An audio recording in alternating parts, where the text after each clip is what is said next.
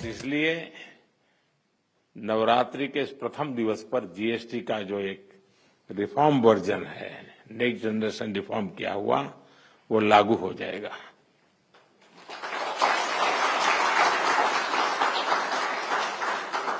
यानी नवरात्रि से ही देश के करोड़ों परिवार की जो जरूरतें हैं वो और अधिक सस्ती मिलनी शुरू हो जाएगी। इस बार धनतेरस की रौनक भी और ज्यादा रहेगी, क्योंकि दर्जनों चीजों पर टैक्स अब बहुत ही कम हो गया है। साथियों, 8 वर्ष पहले जब जीएसटी लागू हुआ तो कई दशकों का सपना साकार हुआ था। तो ये चर्चा कोई मोदी प्रधानमंत्री बना उसके बाद नहीं हुई, उसके पहले भी हो रही थी। काम नहीं होता था, चर्चा होती थी। ये आजाद भारत के सबसे बड़े आर्थिक सुधारों में से एक था। तब देश को अनेकों तरह के टैक्स के जाल से मुक्ति दिलाने का एक बहुत बड़ा काम हुआ था। अब 21वीं सदी में आगे बढ़ते भारत में जीएसटी में भी नेक्स्ट जनरेशन रिफॉर्म की आवश्यकता थी और उसको किया गया है। मीडिया के कुछ साथी इसको जीएसटी 2.0 के रूप में कह रहे हैं, लेकिन असल में ये देश के लिए सपोर्ट और ग्रोथ की डबल डोज है। डबल डोज यानी एक तरफ देश के सामान्य परिवार की बचत और दूसरी तरफ देश की अर्थव्यवस्था को नई मजबूती। नए जीएसटी रिफॉर्म से देश के हर परिवार को बहुत बड़ा फायदा होगा।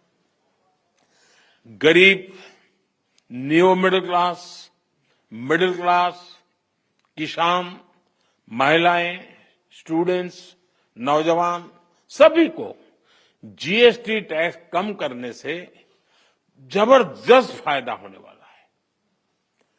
पनीर से लेकर के शैम्पू साबुन तक सब कुछ पहले से कहीं सस्ता होने वाला है और इससे आपको महीने का खर्च, रसोई का खर्च भी बहुत कम हो जाएगा। स्कूटर, कार पर भी टैक्स कम कर दिया गया है। इसका बहुत फायदा उन नौजवानों को होगा जो अभी अपनी नौकरी शुरू कर रहे हैं। जीएसटी कम करने से घर का बजट बनाने और अपनी लाइफस्टाइल अच्छी करने में भी आपको मदद मिलेगी। साथियों, कल जो निर्णय हुआ ये कितना सुखद है, इसका असली प्रभाव तब और पता चलेगा जब आप जीएसटी से पहले के टैक्स दरों को याद करेंगे। कभी कभी क्या होता है, पता ही नहीं रहता है कि अच्छा पहले ऐसा था, और इसलिए कभी कभी पहले की चीज याद करते हैं तब पता चलता है यहां से यहां चले गए। अब आपके घर परिवार में भी बच्चा 70 मार्क लाता है स्कूल में आपके यहां, और 70 का 71, 72, 75 करेगा, ध्यान नहीं जाता है। लेकिन हम 99 कर लें तो तुरंत जाता है कि हर कुछ कमाल है इसने। तो मेरा कहना यही है कि साथियों, साल 2014 से पहले करीब करीब हर सामान पर, उस समय की जो सरकार थी,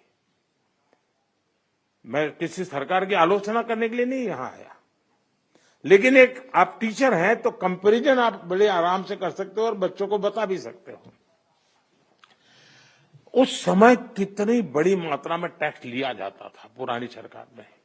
2014 में मेरे आने से पहले रसोई का सामान हो या खेती किसानी से जुड़ी चीजें हो या फिर दवाइयां और यहां तक जीवन बीमा भी, ऐसी अनेक चीजों पर कांग्रेस सरकार अलग अलग टैक्स लेती थी। अगर वही दौर होता, अगर आज आप 2014 के हिसाब से होते तो आपको 100 रुपया की अगर चीज कोई खरीदते हैं तो 20-25 रुपया टैक्स का देना पड़ता है, अगर उस समय का हिसाब लगाए तो। लेकिन अब आपने मुझे सेवा का मौका दिया है। भाजपा सरकार में, एनडीए सरकार में हमारा जोर इस बात का है कि बचत कैसे ज्यादा से ज्यादा हो, परिवारों का खर्चा कम कैसे हो, और इसलिए अब जीएसटी में इतनी ज्यादा कटौती कर दी गई है। साथियों, कांग्रेस की सरकार ने कैसे आपका मंथली बजट बढ़ाया हुआ था, ये कोई भूल नहीं सकता है। टूथपेस्ट, साबुन, हेयर ऑयल, इन पर 27% टैक्स। आज आपको याद नहीं होगा, लेकिन आप देते थे। खाने की प्लेट, कप प्लेट, चम्मच, ऐसे सामान पर 18 से लेकर के 28% टैक्स हुआ करता था। Tooth powder 17% tax. यानी रोजमर्रा की ऐसी हर चीज पर उस कांग्रेस के जमाने में इतना सारा टैक्स लगता था। हालत ये थी कि कांग्रेस वाले बच्चों की टॉफी पर भी 21% टैक्स लेते थे। ये कभी उस समय अखबार में आपका ध्यान गया होगा कि नहीं, वो पता नहीं। मोदी ने किया होता तो बाल नोच लेते। साइकिल जो देश के करोड़ों लोगों की रोज की जरूरत है, उस पर भी 17% टैक्स हुआ करता था। सिलाई मशीन लाखों लाख माताओं बहनों के लिए स्वाभिमान और स्वरोजगार का एक जरिया है, यंत्र है। इस पर 16% टैक्स होता था। मिडिल क्लास के लिए घूमना फिरना तक कांग्रेस ने बहुत मुश्किल कर दिया था। कांग्रेस राज में होटल के कमरे की बुकिंग पर 14% टैक्स, और उसके ऊपर कई राज्यों में लग्जरी टैक्स लगता था, वो अलग। अब ऐसे हर सामान और सर्विस पर सिर्फ और सिर्फ 5% टैक्स लगा करेगा। अब आपको ध्यान में आता है कि 5% में क्या, वरना कोई तो लिखेगा ओह अभी भी मोदी 5% लेता है। होटलों में 7,500 रुपया के कमरों में भी 5% ही टैक्स लगने वाला है। ये काम किया है आपने, काम करने वाली सरकार चुनी, वैसी भाजपा एनडीए सरकार ने किया है। साथियों, पहले अक्सर ये शिकायत रहती थी कि भारत में इलाज बहुत महंगा था। छोटे छोटे टेस्ट तक गरीब और मिडिल क्लास की पहुंच से बाहर होता था। कारण ये था कि कांग्रेस सरकार डायग्नोस्टिक किट जो पर होती है, उस पर 16% टैक्स लेती थी। हमारी सरकार ने ऐसे हर सामान पर टैक्स को सिर्फ 5% कर दिया है। साथियों, कांग्रेस के राज में घर बनाना बहुत ही महंगा काम था। क्यों? क्योंकि सीमेंट पर कांग्रेस सरकार 29% टैक्स वसूलती थी। जैसे तैसे घर बना भी लिया तो एसी और टीवी या पंखा कुछ भी लाना है, वो भी महंगा हो जाता था।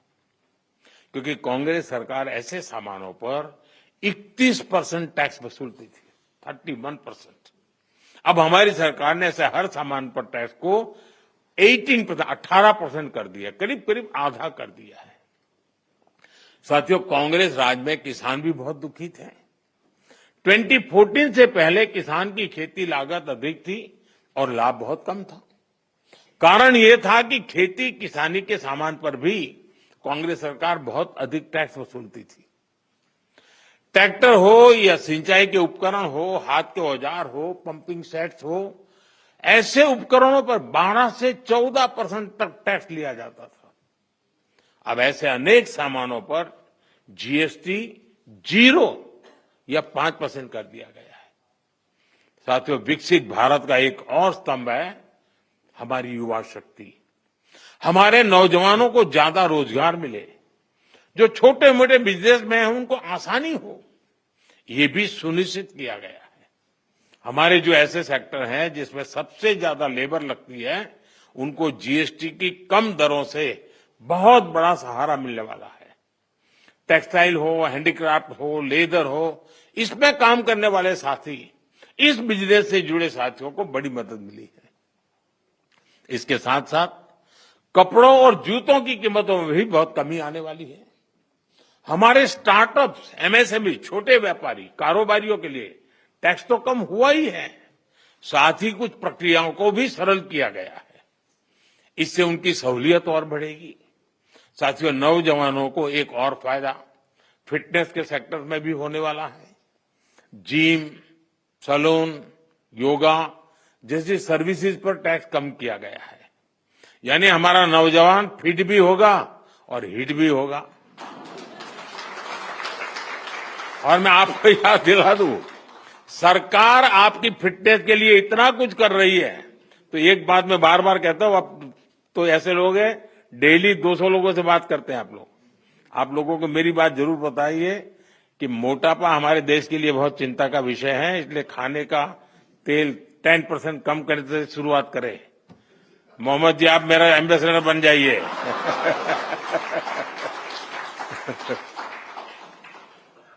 ओबेसिटी के खिलाफ लड़ाई कमजोर नहीं पड़नी चाहिए। साथियों, अगर जीएसटी में हुए इस रिफॉर्म्स का अगर मैं सार बताऊं तो यही कह सकता हूं कि इससे भारत की शानदार अर्थव्यवस्था में पंचरत्न जुड़े हैं। पहला, टैक्स सिस्टम कहीं अधिक सिंपल हुआ। दूसरा, भारत के नागरिकों की क्वालिटी ऑफ लाइफ और बढ़ेगी। तीसरा, कंजम्पशन और ग्रोथ दोनों को नया बूस्टर मिलेगा। और चौथा, ईज ऑफ डूइंग बिजनेस से निवेश और नौकरी को बल मिलेगा। और पांचवा, विकसित भारत के लिए कोऑपरेटिव फेडरलिज्म यानी राज्यों और केंद्र की साझेदारी और मजबूत होगी। साथियों, नागरिक देवो भव ये हमारा मंत्र है। इस वर्ष सिर्फ जीएसटी में ही कमी नहीं की गई, इनकम टैक्स में भी बहुत कम किया गया है। 12 लाख रुपए तक की इनकम पर टैक्स को जीरो किया गया है। आजकल तो आप आईटीआर फाइल कर रहे हैं, तब इस फैसले का सुखद एहसास और भी अधिक होता है कि नहीं, यानी इनकम में भी बचत और खर्च में भी बचत। अब ये डबल धमाका नहीं है तो क्या है। साथियों, आजकल महंगाई की दर भी बहुत निचले स्तर पर है, नियंत्रण में है। और यही तो प्रो पीपल गवर्नेंस है। जब जनहित और राष्ट्रहित में फैसले लिए जाते हैं तब देश आगे बढ़ता है। और इसलिए ही आज भारत की ग्रोथ करीब करीब 8% है। यानी दुनिया में हम सबसे तेज गति से ग्रो कर रहे हैं। ये 140 करोड़ भारतीयों का सामर्थ्य है, 140 करोड़ भारतीयों का संकल्प है। और मैं आज देशवासियों को फिर कहूंगा, भारत को आत्मनिर्भर बनाने के लिए रिफॉर्म्स का ये जो सिलसिला चलता रहेगा वो रुकने वाला नहीं है। साथियों, भारत के लिए आत्मनिर्भरता ये कोई नारा नहीं है, इस दिशा में ठोस प्रयास हो रहे हैं। मेरी आप सभी से, देश के सभी शिक्षकों से भी अपेक्षा है कि आत्मनिर्भर भारत के महत्व का बीजारोपण, इस विचार की सीढ़ी निरंतर हर विद्यार्थी में करते रहे। आप ही हैं जो बच्चों को बहुत सरलता से उनकी अपनी भाषा और बोली में भारत के आत्मनिर्भर होने के महत्व को समझा सकते हैं। और आपकी बात वो मानता भी है। आप उन्हें बता सकते हैं कि दूसरों पर निर्भर रहने से देश कभी उतनी तेजी से आगे नहीं बढ़ सकता जितना उसका सामर्थ्य होता है। साथियों, भारत के आज के विद्यार्थियों और आने वाली पीढ़ियों में एक सवाल शुरू से ही प्रचारित और प्रसारित किए जाने की जरूरत है। ये हमारा कर्तव्य है जी। मैं चाहता हूं असेंबली में भी इसकी चर्चा हो। कभी कभी तो एक प्रयोग करके देखिए आप। कभी हमें पता ही नहीं होता है कि हमारे घर में विदेशी चीजें कैसे घुस गई है, पता ही नहीं है। इरादा नहीं है कि मुझे विदेशी चाहिए, नहीं, पता ही नहीं है।